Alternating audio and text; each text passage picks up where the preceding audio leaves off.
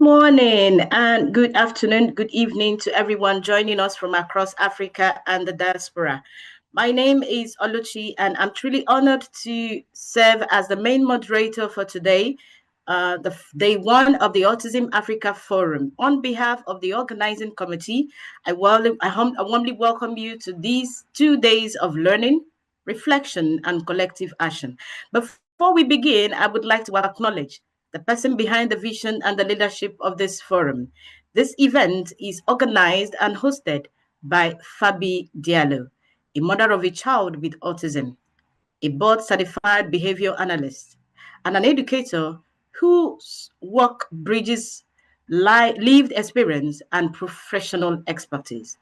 Through her leadership, she has become a leading voice in autism advocacy across Africa and the diaspora, advancing early identification, ethical intervention, and culturally grounded support for autistic individuals and their families. This forum is not a standalone event. It is part of a broader continental and global movement. On April the 2nd, in recognition of World Autism Awareness Day, Spark a Spectrum of Possibilities will take place across 29 African countries alongside coordinated actions happening worldwide. This initiative focuses on awareness, early screening, community engagement, and appropriate referral, bringing information and services closer to families while strengthening local capacity. The conversations we are having today are directly connected to that movement and contribute to the momentum leading up to April the 2nd and beyond. This is a free, public, and multilingual forum, and we are grateful to each of you for being here. Before we begin, a few notes on how today will flow. Each of the sessions will include a featured speaker presentation, followed by 3 questions from the audience, which I will pose one after another. There will also be a short transition between the sessions, and we kindly ask everyone to remain respectful in the chat. This space centers families and lived experience. Now, let us now begin with our opening keynote. Our keynote is on From Survival to Purpose, Turning Pain to Impact.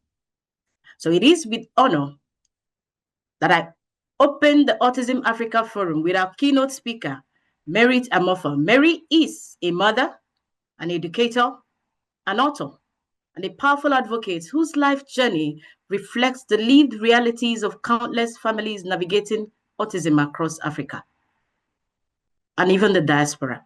Her story begins in a place that many parents know intimately, the survival mode. Survival marked by uncertainty, fear, and unanswered questions. Survival shaped by social isolation, judgment, and misunderstandings. Survival within systems that are often unclear, under-resourced, or unprepared to guide families with dignity. Mary speaks honestly about what it means to parent a child with autism when information is scarce and support is fragmented. She reminds us that many parents do not begin their journey with a plan. They begin it simply trying to breathe, trying to cope, and to protect their child. But Mary did not remain in survival.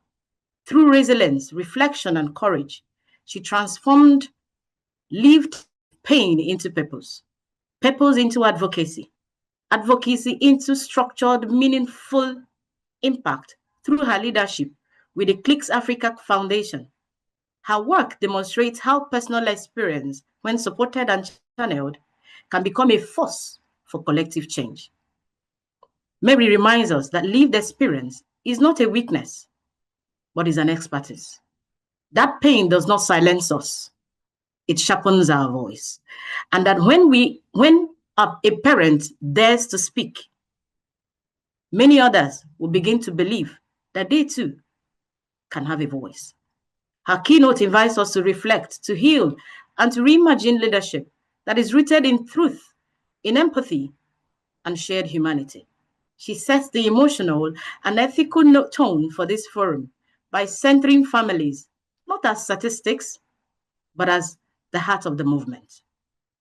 Mary, the floor is yours.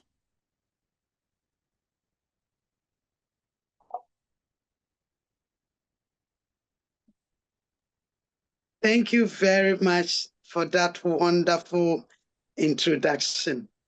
I see that introduction more for Fabi than me. She's done amazing. Thank you very much. I see only 2 people live. Do you want us to maybe just wait for some 5 minutes? Or maybe... Just continue. Continue. Okay. It's being streamlined. Yeah. Okay. Thank you very much. Thank you for the great opportunity to be here. I am truly, truly honored. And I want to say a very big thank you to Fabi and the team, the work they have done behind the scenes to bring this to life. I am so grateful. I am truly honored to be part of this great movement. And I know that out of this workshop and conference, something great is going to happen. We are all going to stand united with one purpose: support for our continent. And that is exactly Fabi and the team are doing. So, Fabi, I give it up to you. You've done amazing. God bless you. So, like you rightly say, I'm a mother of 3. I'm a teacher by profession. If anybody had ever said I was going to be an advocate or a special needs mom, I would have said that was a lie. But here we are today on the autism journey. My daughter turns 24 in few months, maybe 2 months from now, yes. So once again, thank you very much. And I want to use this opportunity to also welcome every parent joining in from any part of the world. You are the right place. We just want to let you know that you are not alone. You have us all cheering you on, telling you that you can do it, and letting you know that it is no fault of yours, absolutely no fault of yours to find yourself here. And so together, we are going to cheer each one on. So I'll start by saying, I'm sure we all know what autism is and what it is not. So I'm not going to take too much of your time. However, I just want to draw attention to something extremely important. What does the diagnosis of autism mean to you and your child? We all know that autism is a spectrum. It affects every child differently. What works for one child may not work for another. And that is very, very important for the parent to know this truth. Even sometimes, what has worked for you, your child, in one situation may not work another time. And that would mean you will need a parent who is so informed so that whenever you have the opportunity to liaise with professionals, to liaise with people that are going to help you on this journey, you would be able to articulate what works for your child. And so doing, bring everybody else on the same page with you. This is so important, extremely important. So today, if you are listening to us, I'm asking you, what does the diagnosis of autism mean to your child? We know it's a spectrum affecting children differently. You may have a child who is hyperactive. You may have another who is not hyperactive. You may have a child who is talking. You may have another one who is not talking or not communicating. You may have a child with extreme sensory issues or behavior issues. And then you have another child who may not have some of these issues. What applies in one situation may not apply in your child's situation. It is very important to understand the autism diagnosis for yourself and for your child. Sometimes we are being handed with terms like your child is, moderate, your child is severe, your child is level 1, level 2. And sometimes I ask myself, what does that mean to the parent who has been handed over this diagnosis? It is very important to know your child very well. What are their strengths? What are their challenges? What are their unique strengths that they have that you can tap into. These are so important, extremely important. So I tell parents, it is okay to be in denial. It is okay to ask so many questions. It's okay to even ask, why me? But beyond that, you need to pause and ask yourself, what does this diagnosis mean to me, to my child? What is my child's unique challenges? What strength does my child possess? How do I use that strength in supporting my child? This is very, very important.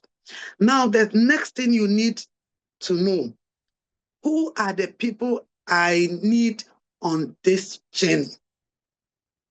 Sometimes in our quest to get professional support, we forget one very important thing, and that is your natural support. That is extremely important. Your natural support. Who are the people right there holding your hand?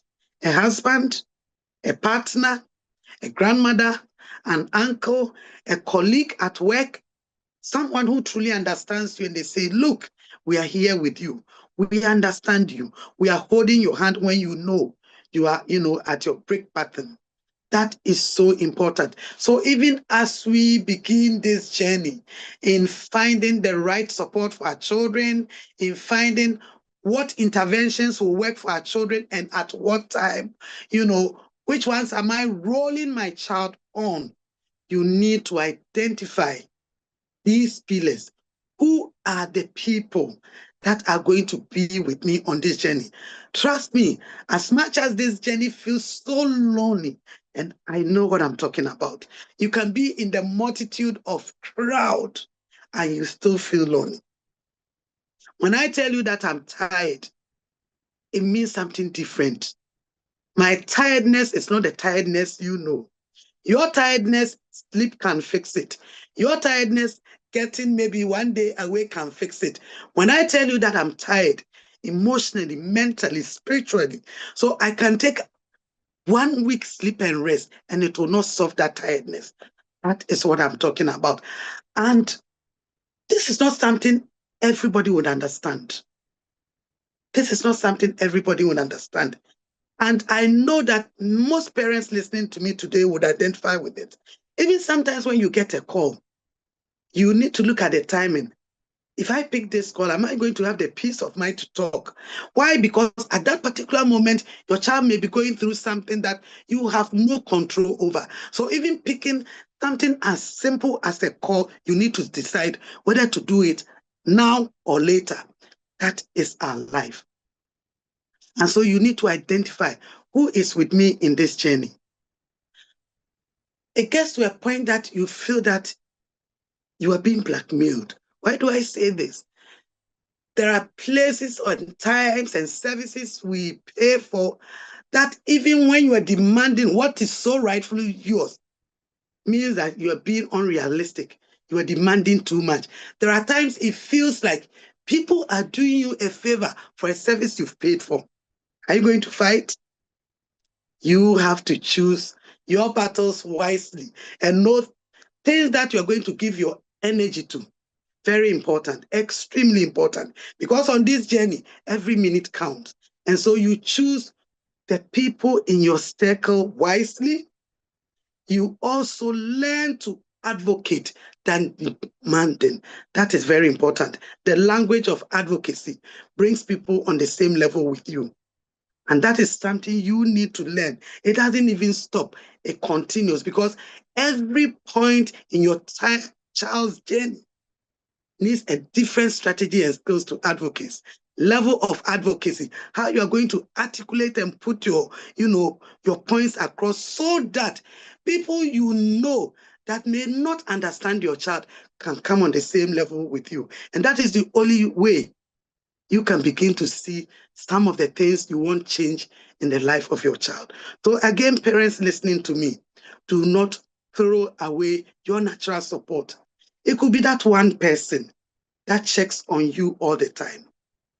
It could be that one person that sends you a message and genuinely, it's not a rubber stamp kind of message. They mean well for you. they mean well for you. Look, I say all the time, God is not wicked. You know, as much as we believe and think that people are evil and all that, there is that one person who genuinely cares it with you. And that could be your natural support. That could be that support that will help you to stay mentally balanced because you need it. Before we were faced with autism, I hear about mental health, and it was a word that was so distant to me until I personally went through it. I have gone through it all, from depression to anxiety to panic attacks, and all of it I've gone through. Unfortunately, we put on makeups and people see us and, oh, you are such a strong woman. Oh my God, I don't know how you do it. Behind it, I cry. Even after 23 years, I still cry. I still cry. But the difference, I cry, I shake up, I stand up, and I move. So it's very important. Identify the people in your circle. Choose wisely what you give your energy to. Extremely important. It may sound like a fun, but it is not. Because you need that strength. You need that energy. It is so important what you give your energy to, what you give your attention to. Even as these people, you are being surrounded by them. It's very important. So as you're going through this, as you're going through the challenges, the pain, let that pain be that one tool that fuels your energy to be able to get the right intervention, the right support for your child. Don't forget to get your notebook all the time. You are not a computer, you are not an AI. Write down. Something could be your child's strength at this particular moment. Next year, it may look like it's so distant from that particular child. And sometimes when you start to speak, it may look like you are even lying. That's our children. I call it, you go 50 steps forward, and sometimes you can 70 back. You need to stand firm. You need yourself. You need people in your circle. You need to know what you give your energy to. That is very important. So now you know your child's strength. You know your child's challenges. You know your child's unique learning styles. These are very important. How do you arrive at this so that you know that if I'm sitting with an ABA person or an early interventionist or a dietitian or A or B, I know that the reports I am giving about my child reflects their true self. It will mean that you need to be a researcher. What did I say at the beginning? If you see one child with autism, trust me, you've seen just one child. What works in one situation may not work for another child. You keep comparing, you're at a disadvantage because that would affect you mentally. So how is this one person? You need to be an advocate. You need to be a researcher. You're going to be a lab technician. You're going to be a nurse. You're going to be everything your child needs. And at the same time, you need to stay balanced. So it's very important to research. And when you research and you read something, write it down, practice it. It may work in one situation, it may not work. That is okay. The fact that you had the ability to even try it out, pat yourself on the shoulder and say, me, Fabi, me, Mary, me, this A or B, I am doing the best. In fact, somehow, it also gives you a certain level of energy to know that I tried. I did not sit on the fence. It is very important. Now, how do you even sieve all this information coming to you? It would only happen for you to be able to sieve out the right information when you know your child. So when somebody jumps up and say, oh, go and do intervention A, go and do horse therapy, go and do floor time, go and do sunrise, go and do this. put your child on gluten-free, casein-free, this. I can tell you what I know will work. Because you know what? What a lot of the time the diagnosis does not tell you is that it comes with what we call comorbidities. So underneath the autism diagnosis, whether level 1, level 2, level 3, whatever level, underneath it, there are other issues. Sleep issue could be there. Sensory issues, which is another one big area we almost always have challenge with. About 80 to 90% research says that have sensory issues. Hypersensitivity, either to sound, to touch. And I think one of the ones we find so challenging sometimes is to taste, of food, texture, and all that. So we are having children who are extreme picky eaters, living on things like ketchup and chips and not. But what you're feeding the child is also very important. So before somebody jumps in and say, go on gluten-free, casein-free, I know my child. I know my child's sensory issues. I know, what they can have, what they can't have, And one challenging issue, even when you say, I have done, test A, test B, test C, and so I know that my child can have A, B, C, D. Are you going to cook in isolation? Because you're a family. Maybe there's grandmother there, there's an uncle there, there's a husband there, there are siblings there. How are you going to do this? You have this child who has sensory issues, has comprehension issues. They may not even be communicating. And then they see you eating ABC with your other children and husband, and then they are given a particular kind of food with different texture. How do they understand this? So you notice that even when you want to do some of these things, you need everybody on board in that house. So that if I say that I am not eating bread, that is if that child reacts or whatever, then I know that I am not going to eat it. And then my child sees, another person, we are forcing her to eat this. It has to be some uniformity. But at the same time, you cannot, for instance, I remember when my child had gluten and casein issues and then we were asked not to eat A, B, C, D. Here was I with a 52-year-old husband who has been eating oats for the rest of his life. And then all of a sudden I get up and say, you cannot eat it. You see, it doesn't really make sense. But if these people are with you, why? Let's try it for 1 month and see if we are going to see some progress. And then we all try it as a family. And then we see that it's working. For the sake of that one child, maybe we may have to compromise something. Okay, if we are going to compromise, we may not have it at table, but maybe when you are out, you can have it at your own, time. So there's that understanding. It is very important. Know your children, research, write the information down. If you can afford, there are some basic tests that your therapist or your professionals may have recommended to you. It is very important. For me, one of the things I tell all the parents, if you can afford it, go and have your child check for allergies. Trust me, if you know how allergies can distort the life of your children, you will do it early. And I wish this was an information I was told earlier. I'm saying this because sometimes we jump and do so many things.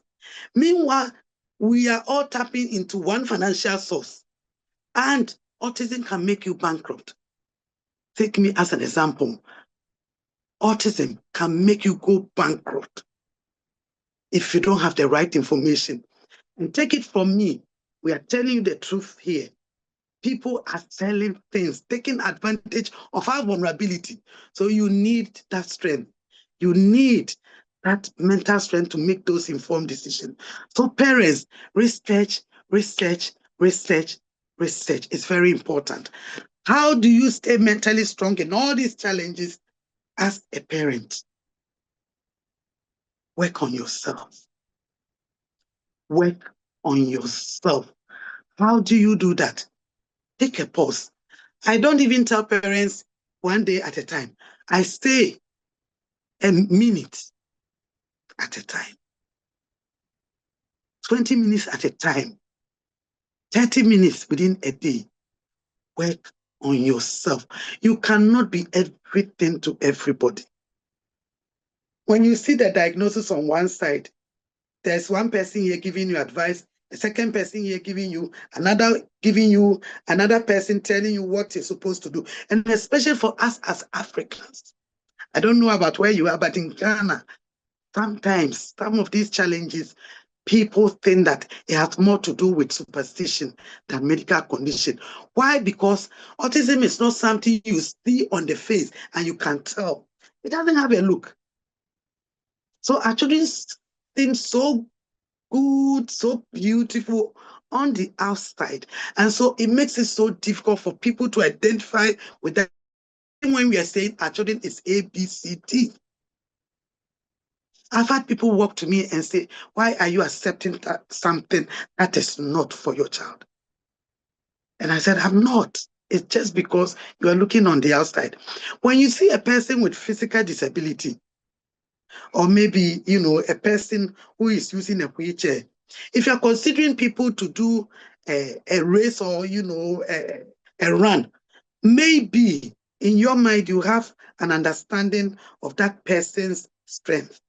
And so you may not necessarily consider them if you're looking for people to run a race or maybe, do 100-meter sprint. You won't, because you know that maybe A, B, C, D. So with physical disabilities like the visually impaired, physical disability, you have a clear understanding, even if you don't understand disability in general, but not when it comes to children with neuro challenges like our children. It doesn't have a face. And so everybody else sees your child that you dress so well in a different way. And so they come with their own understanding of the picture they see on the outside. It takes God's grace, it takes strength, it takes mental strength to stand firm and see the advised interventions thrown at you and say that I am going to commit time and energy for this. And so please work on yourself. You need to relearn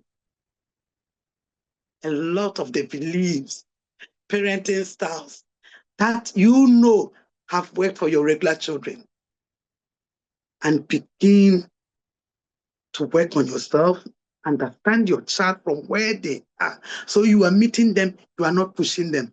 There was a time that I was working on, people will tell you, my boss at work had a child who had autism and they've been cured and A, B, C. The first 7, 8 years of my time, we sold practically everything we had. I traveled to Vermont, New Hampshire, and I stayed there for a month in a hotel. I am a Ghanaian. I am used to my banku and my fufu and my curry. Here was I in Vermont eating broccoli. We came back west off. Why? Because I went there without even thinking of who are my natural support. Here am I in Ghana in the scorching sun, then into the snow. So already I was even drained before my appointment in the morning. When I start in front of that holistic doctor, paying $400 and $350 per session, I went back with empty head because I couldn't remember anything. And from his background of the food he believes and thinks will work for my child, he wrote broccoli. What was the other one that was similar to rice? There's one particular one that is so similar to rice. I've forgotten the name. Menopause, forgive me. And I was buying all these things. Remember, I had to now begin to cook. I didn't even know how to cook. Wouldn't it be wise if I had stayed? Look at what I have, because mind you, and I keep telling parents, in our environment here as African, there are a lot of things God has placed in our environment that works for our children. Most parents don't even know that cassava is gluten-free. Now there are parents who are having cassava cake, cassava snacks, and all that, instead of just using it for the curry and fufu and all, all that. So it's very, very important. There are a lot of things that you have to unlearn and relearn for the sake of this one child. Now, you are not working for perfection. You are working to see a child who is beginning to find themselves. Let me sign this caution here. Not every child would be able to maybe do something that we expect them to do. And it is okay. It is okay. You need to come to that place of peace within yourself. There's something that a parent told me some time ago that had so much impact on me. He said, Mary, I wish that my 2 boys who were in prison are not there, but maybe diagnosed with autism, where I could wake up each day and know what they're eating, where they're sleeping, what is happening to them. She has 2 young boys, not with any form of disability. I don't know what happened. They found themselves in, with the law, and something happened. I think it was a rape case or something, and they are in prison. When that woman said that to me, that was a very profound statement. Waking up knowing what your child is eating, where they are sleeping, even though they may not be telling you what they are going through, that alone gives you some level of peace. Our children are not armed robbers. Neither are they. Yes, they have their own challenges. And I'm not disputing that fact. Yes, there are days that it gets so difficult, and you ask yourself, why me? After 23 years, I still ask that question. So you are not alone. You are not alone. But you need to unlearn a lot of the things that we know as parents. We see a child who is making progress and doing well as a doctor. And of course, we want our children to be doctors, to be lawyers. I and my husband, we have a son that went to medical school at the age of 16, and we're so proud. And, when we meet friends, we keep talking to them, my child is this and then God blesses you with another one who cannot even identify letters of the alphabet at maybe 15, 16 years. If not you, who else should God give that child? I'm not saying it's easy, but trust me, in this pain that we go through, it is not a wasted pain. Let that pain fuel you to see the best version of yourself. Now, you've gone through this, you're helping your child, and all that you've gone through. Let me tell you something. You begin to live with purpose. For everybody who is listening to, unless you are not a parent who has a child with disability, you can confidently say that if there's nothing at all, this child has made you a better person. There are days that people have done things to me and I want to reply them. And I see that I don't want to waste my energy. Let me give them benefit of the doubt. I have started practicing what I call advanced forgiveness. So if Fabi does something to me, Fabi, I've forgiven you for 2027. I've forgiven you for 2028. I've forgiven you for 2029. So even before you offend me, I've already forgiven you in advance. What else could make you live this purposeful life than experiencing disability? I am not disputing the fact that we go through our challenges. But when God brings you to that level of peace and inner peace, you begin to live with a purpose. You give your energy to things that are very important. For all my travels and the experience I've had with parents, there's one thing that runs through. You see another parent you haven't met, you don't know them. And in that moment of 5-10 minutes of meeting them, you feel like you've known them your life. Why? Because you have experienced something that others haven't experienced. You are now living very intentional. You have become so non-judgmental because of your child. And therefore, you don't need words and explanation to connect on a spiritual and deep, meaningful level with people. I remember the first time I met Fabi. I don't know him anywhere. I've just seen some posts and I follow and I read. And then, oh, Mama, you are here. I said, yes, I'm coming to see you. We had that talk and, smiled and like I have known him from childhood. That was instant connection. And it's so rewarding and peaceful. What else will bring you this intent and purpose? than experiencing our children. You become so non-judgmental, because sometimes you expect people to understand your child. And that understanding, you begin to live with it. What else can give you that level of gratitude? Because us as parents, we begin to celebrate things that others take for granted. What is eye contact to other parents? Nothing. What is a child who is waving to other parents? Nothing. What is a 15-year-old saying mama for the first time to others? Nothing. To you,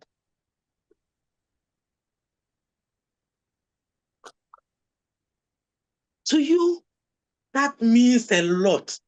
Some of you here, your meaningful experience that was so rewarding for some of these moments with your children. The day they said their first mama, the day they tasted something that they've never tasted before, the day they waved, bye-bye, when you waved to them, the day they gave you that millisecond eye contact. Who else celebrates these things with gratitude except us? The things that others take for granted is a celebration in our house. Have you parents noticed that even your children who come after the one with autism or disability of whatever sort begin to mature more than their age? Have you noticed that? Our children, the one who are regular or, in quotes, they are so understanding. Sometimes they ask you a question and you ask yourself, am I talking to my 10-year-old? Am I talking to my 8-year-old? Because it affects not just you and your husband or your partner, but your other children. And so there's nothing else that makes you live with intent, live with purpose, live with gratitude, live with non-judgmental attitude and this experience that God has blessed us with. Yes, you may not see it as a blessing now, but trust me, some years to come, you will look back and ask yourself, how did I survive? If I can make it, you can. If I have stood the test of time, you can. This experience will bring the best out of you. I think I have less than 20, 22 minutes. I'm going to pause in the next 4 or 5 minutes. And please, you can ask me any question. There's nothing like, we laid it bare because I know that for Fabi and Tin and for everybody joining us from whichever part of the world, we want to open up to you. We want to talk to you about our intimate moment, to you, so that you don't have to reinvent the wheel when you have the opportunity.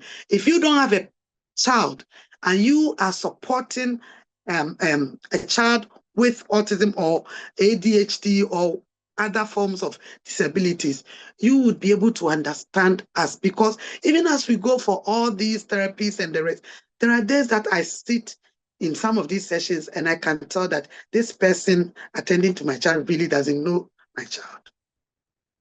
And so we need you all on board. That will only happen when you understand us, some of the things we go through. And so please, you can ask any question and I'll be as honest as I can with you. My 4 take home, if you did not hear anything at all for today, your pain or your challenges that you go through with your child will be that one driving force to bring the best out of you. 2, you did not do anything wrong. You did not do anything wrong. And so do not, take it on yourself as you've done something wrong and so maybe it's a punishment. No. There's autism in Ghana, it is in Zambia, it is in Senegal, it's in America, it's in London, everywhere. That alone should tell you you didn't do anything wrong. Know that you have what it takes to support your child. You are enough for your child. And so please stand firm, believe in yourself, and know that you're doing the very best for your child. Okay? You may not have the money to subscribe to all the interventions and all that, but know that that love and strength you show up each day for your child is even enough, even if you cannot do anything at all. That understanding of accepting your child where they are and supporting them in the best of your ability is one greatest gift you can give to your child. And in all of this, do not forget yourself. In all of this, do not forget yourself. If there's one gift you can give to your child, it's good health from a parent. Thank you. Wow. Wow. Thank you so much. That was a very powerful and inspiring presentation. Thank you, Ma Mary. Thank you. We have three questions from the audience, and I will ask them one after another. Starting with the first one, this question is from Amina. She said, what moment marked the shift from survival to purpose in your journey as a parent? What was that moment that marked the shift where you stopped surviving and you moved to purpose in your journey? I think that happened when I met, at first I thought I was alone, and then I was introduced to this parent group. That was a moment that changed. One, I saw that I wasn't alone. And then I also saw that every challenge that I was going through with my child, there were others who have been there. And therefore, there was no need to reinvent the wheel. I know I've shared this on social media a lot of times, that at a point, I joined 52 Facebook groups posting, asking questions. And so at that moment, when I joined the parent support group, one, I saw that I was never alone. And then I could identify with people who could understand what I was going through. So when I tell people that I'm tired, there were people who understand what tiredness means in our context. That was very, very important, because at first, because of the denial and the guilt, I didn't even want people to know that I had a child like that. And so it was more of me not wanting people to know. In fact, I tried so hard to get my child in a mainstream school so that it made me feel well and better to know that, oh, where is your child? Oh, my child is school A, B. Oh, she's able to go through mainstream. I said, yeah, I felt better because I felt that once people knew that she could go through there, even if she was not receiving and not benefiting, I was okay. But that moment when I met the other parents and they shared, that was that moment that I paused. And then I asked myself one question. If I were to be in her position, how would I want to be treated? That was a turning point for me. So again, I would say it's okay to be in denial. It's fine. Don't stay there for long. You are not alone, and you will never be alone. There are people, above, or there are people who have walked that road. You will not be the last. And so sometimes there's no need to reinvent the wheel. And I'll give you one example. At that turning moment, I had tried so many times to potty train my child. It was not working. Anyway, my child menstruated at 9 years at a time when she was not potty trained. However, I knew she loved music, but I didn't even know how to use that one thing she loved to support her, as a green light. And that was when a parent suggested to me, you said your child loves music. I said, yes. Is it okay to get another stool and sit in front of her when she sits on the potty and sing to her? That was a turning moment. And within a period of 6 weeks, something I could not achieve within 6 years. You see, so that became a turning point. And I think it's something I want to recommend. It is okay to be alone, but for how long? Because on this journey, it's a long one. It's a lonely road. You need people. That's right. The next question says, is from Kwame. Kwame says, how can parents transform personal pain into collective impact without burning out?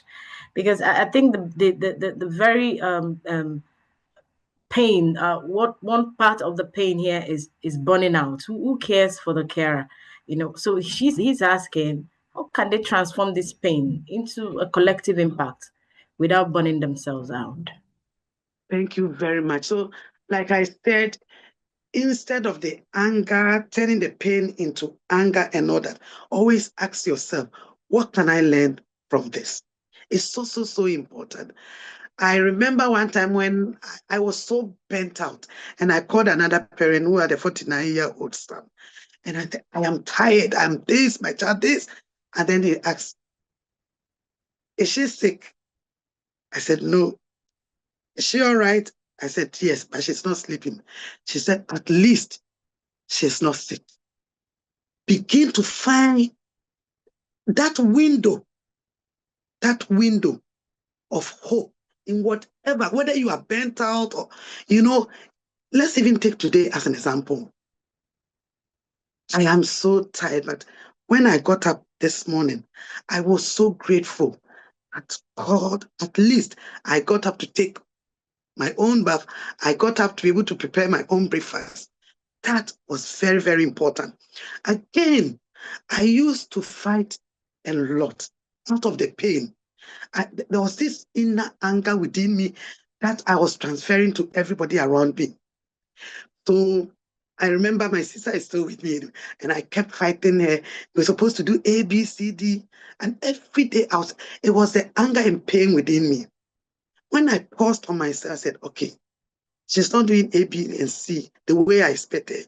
Is there a way I can talk to her, not in a form of fight, but to get her on my side to understand?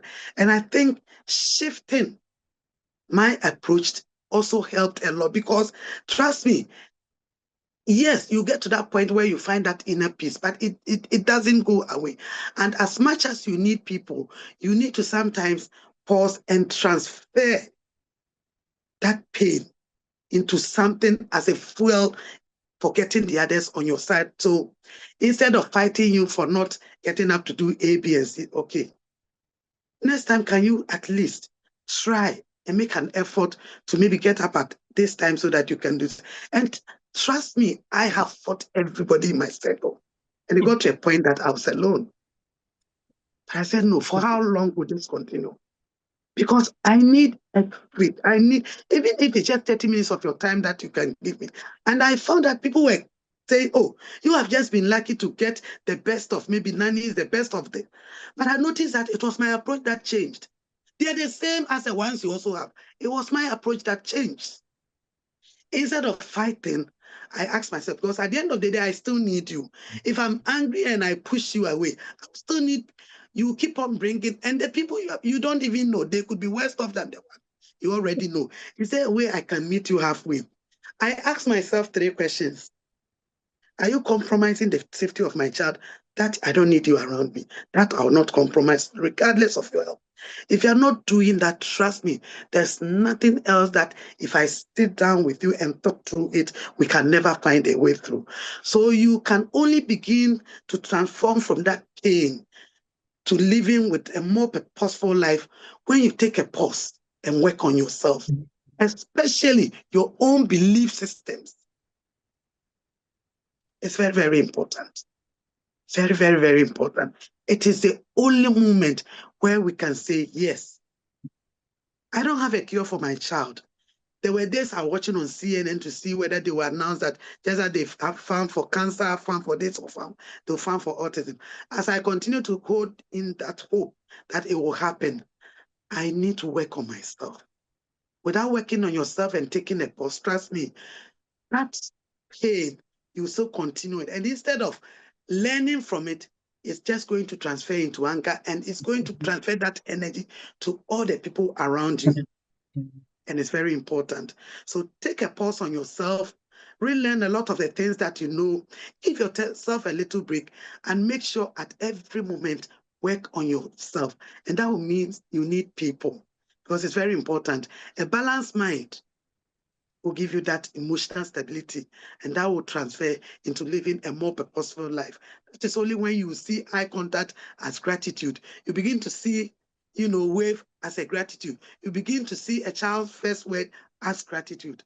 Otherwise, from where we are brought up and what we have learned as the regular and normal, it will be very difficult to identify living a more purposeful life.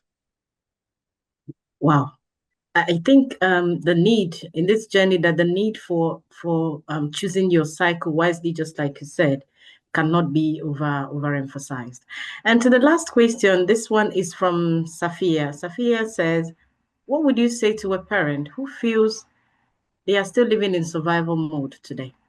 That they're still living in that survival mode. They've not been able to find the purpose. What would you say to such a parent? Absolutely nothing lasts forever.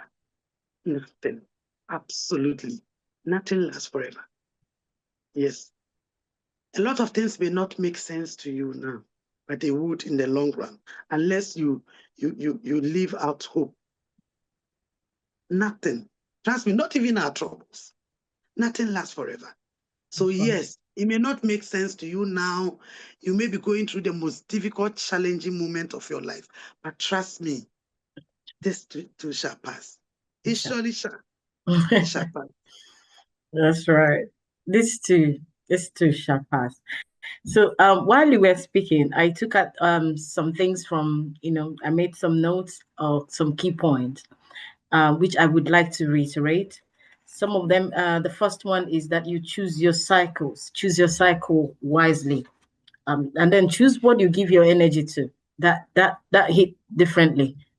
Choose your battle wisely, choose what you give your energy to, and then take note of the changes. You said write down at every point, write down, because when you sit in front of intervention, or you sit in front of any form of support, that whatever report you're giving concerning your child should be a true reflection of who that child is.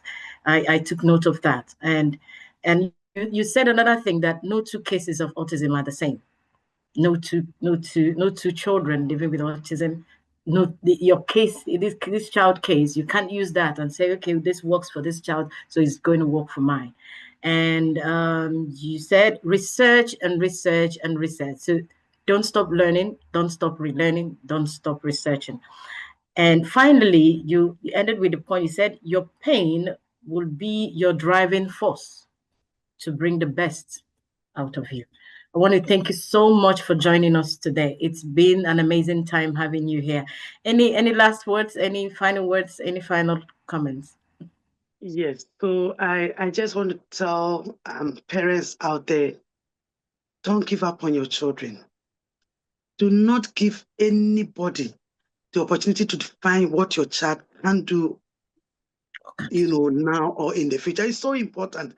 Sometimes I think we believe, and I'm not saying that we don't need professionals. We need them.